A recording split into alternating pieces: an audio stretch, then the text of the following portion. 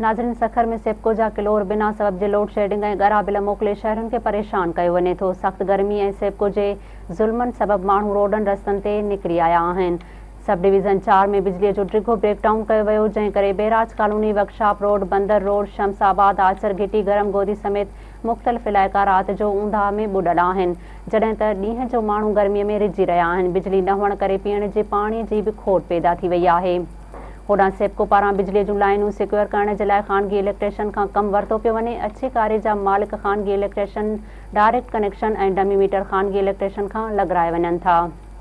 ख़ानगी मुलाज़िम पारां अहिड़नि गैर क़ानूनी कनेक्शन जा पैसा 5 खां 10 हज़ार मुक़ररु करे वसूली कई वञे थी।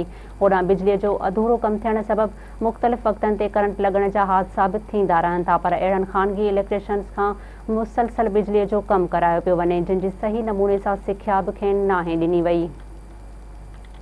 वापडा जो ख़ानगी मुलाज़िम पंजाब वासी इमरान उर्फ़ शगू करंट लॻण सबबि मौक़े ते ई फ़ौत थी वियो। सेप्को पारां राब्तो करण ते ॿुधायो वियो आहे त उन माण्हूअ सां असांजो को बि तालुक़ु नाहे, जॾहिं त फुटेज में सेप्को मुलाज़िम गाॾीअ समेत बीठल नज़र अची रहिया आहिनि।